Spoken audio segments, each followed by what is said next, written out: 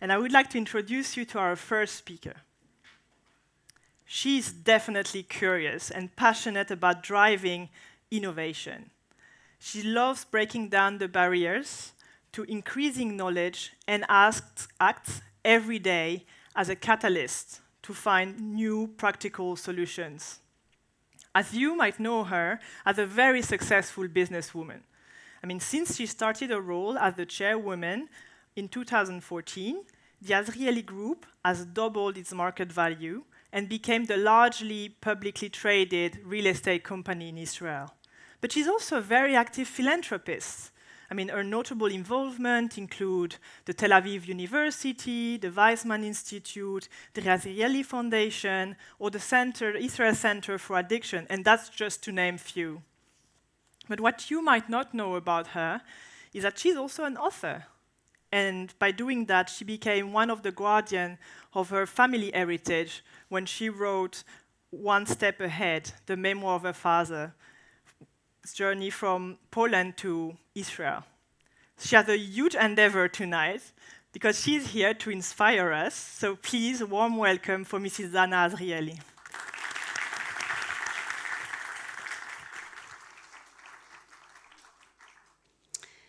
How can it be that in Israel we are willing to send our children to the army to spend 2 and 3 years working and training to protect our country?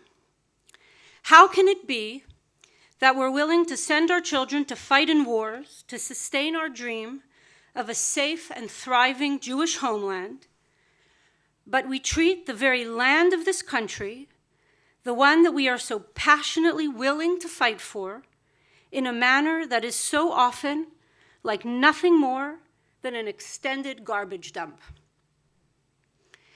In the OECD countries, countries with high educational standards and economic success are usually correlated with countries that have low birth rates. In Israel, however, notwithstanding our education and economic levels, we have, rather uncorrelatedly, one of the fastest growing birth rates. And by the way, rather surprisingly, this is not from the religious or Arab sectors, but from the secular sector, where people are having upwards of 2 and 3 and 4 children. And since normally, when education and economic factors go up, birth rates go down, but in Israel, the birth rate is still going up, this would seem to show that in Israel, there is a significantly high commitment to human life. So how come this significantly high commitment to human life doesn't translate into a massive respect for the environment and for the very place in which this human life lives and thrives? Why is it that in Canada, when I am at my sister's house and I want to throw out a piece of garbage, I open up her very neat cupboard, and where I find not 1, not 2, not 3, but 4 types of garbage cans. And I need to take a moment to think if my trash is organic, or if it's recyclable plastic, or recyclable paper, or whether it is designated as non-recyclable and therefore actual garbage, which will go to the landfill to be buried or burned. And how come I know? I just know that usually when I talk about war and our country, I have the complete attention of a crowd, and when I refer to a landfill, I lose about 30% of the attention. And what am I, a real estate person, doing, talking about this? And what am I going to do about it? Never before have I really dared to talk openly about how deeply I care about the issue of the environment in general and about the environment in Israel in particular. This is the first time. But more importantly, caring is very nice, but we all know that saying I care doesn't actually do anything. In recent months, I have taken small steps from talking to doing. And today, when talking to you about authentic change in business, I am going to share with you some of my ideas and challenges that lie behind building the pilot we have started at the Azrieli Center, which is focused First, at looking at what concrete action steps I can do in my own home, in my own business, and is intended toward making our world in Israel just a little bit cleaner and hopefully a model for other business owners along the way. And before I go on, I want to be clear. I am not under any illusion that what I'm about to say will change the world or that it will be the thing that will have the greatest impact on the environment. Today, I am only sharing with you the first of my concrete action pilot plan on what I have decided to do to make an authentic change in my business environment. Hopefully, when you leave here today, you will also think about what concrete action step you can take in your own business. And since saving the environment is such a big topic, and from my personal experience, I'm accustomed to seeing people's eyes glaze over in boredom the minute I mention global warming or even the word sustainability, I have decided to focus on only one simple subject for now, and that subject is garbage. Did you know that in Israel, we produce twice the international average of plastic waste per person per day? In Israel, we use over 250 million plastic cups per month, and we spend over 2 billion shekels per year on single-use disposable plates, cups, forks, and knives. 250 million plastic cups per month for a total population of 9 million people. That is an estimated use of 3 billion plastic cups per year only in Israel, and that's only in cups. When we go for those beautiful walks along the seashores of Herzliya or Ashdod, and we see all that waste washed along the shoreline, 40% of that waste is from these single-use disposable items. And as a global matter, by 2025, if we don't do anything, for every ton of fish in the sea, there will be an equal ton of plastic.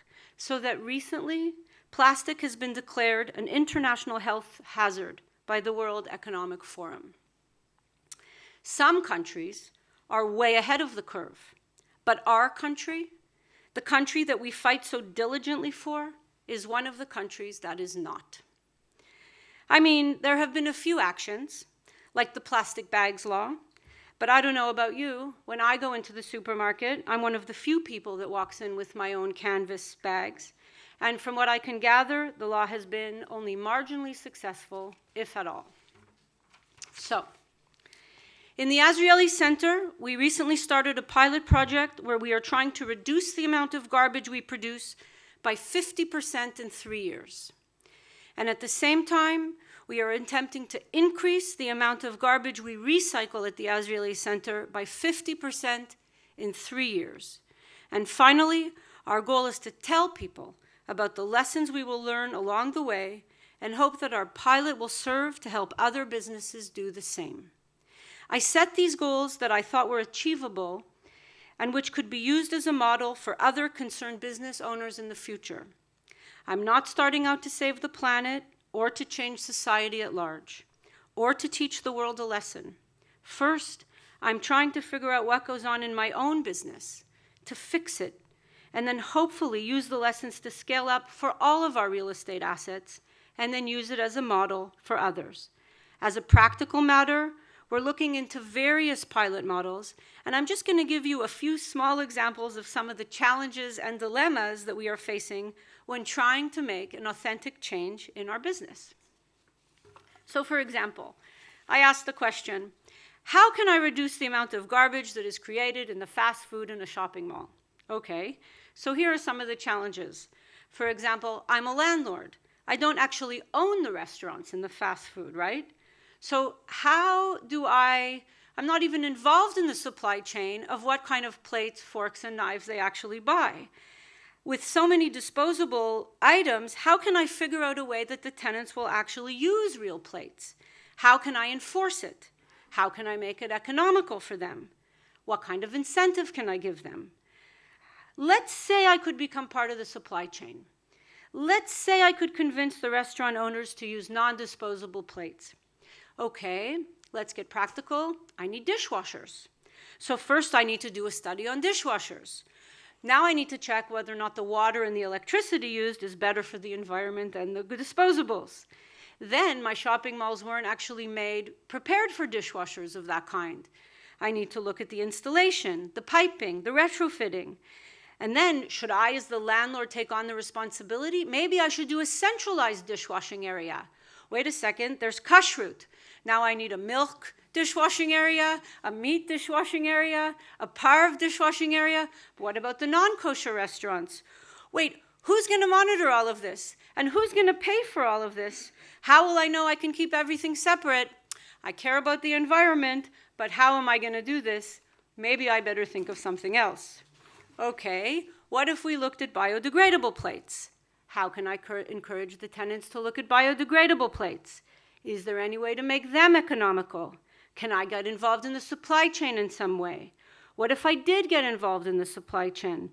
Can I find biodegradable plates that are sturdy enough to withstand the use in the fast food in a shopping mall? And the questions go on and on. But since the theme of today's gathering is partnerships, and since I'm only at the beginning of my journey, and this is why I am very consciously using the word pilot plan, one of the clear takeaways from our early research is clear. As a landlord, I need the buy-in of the retailers and the business owners to reduce the amount of garbage in my shopping mall. And to do this, we need the partnership of everyone in this room. If we all show that we care about what we eat and what we buy, then it will translate into things like business owners realizing that it's worth their while to have biodegradable plates in the fast food at the mall. And it may seem like nothing, but it's many, many small nothings that turn into a big something. Another part of the pilot that we're currently conducting involves simply learning about behaviors that we may have considered normal until now. I've spent thousands of shekels paying people to learn about what happens in our garbage facility, to see what we're doing right and what we're doing wrong. We're researching how people behave around garbage. What do they throw out? What gets thrown on the ground? Why don't people seem to care? Why are some countries, some places, simply cleaner than others? Is it all about management? Is it all about money? Or is there something cultural that we can learn that can be a force multiplied? I know it's possible that after I speak today, after I come out of the closet as an environmentalist, and I talk out loud about this issue, that people will criticize me. I mean, there are many parts of my business that can be criticized, right? I'm a real estate developer. I am creating a major footprint on the environment by developing buildings. The very essence of a major part of one of my businesses thrives off the consumer industry, the shopping mall, which promotes consumption, which creates waste. So how can I be standing here talking about garbage? Fair enough. But I don't think the answer is to shame the real estate developers of the world. The consumer industry is alive and well and will continue with or without us. I think the answer is to try to be as thoughtful as possible about our impact and about how we go about our business and strive to do better each day. I mean, I could just stay quiet and give donations to organizations and make my conscience feel good, but I've decided that I want to try for an authentic change. I want to start at home first, and I think we all need to start at home first. So look at your own business. What can you do? So to conclude, great and amazing things are happening today, from the advent of technology, which is saving lives, to the ability to build buildings so that people have places to work, which creates a marketplace for entertainment and community. And from all of this good stuff that's going on in the world, there's simply a massive impact on our land. And all I'm suggesting today is that we move forward with a little bit of humility and recognize that if we each make a doable plan, a pilot plan, that we could implement in a meaningful way on any subject that's meaningful to you, whether it be the environment or coexistence or diversity or vocational training, pick your subject. That authentic change starts from your own business, and only then can you play it forward for the greatest impact? Thank you.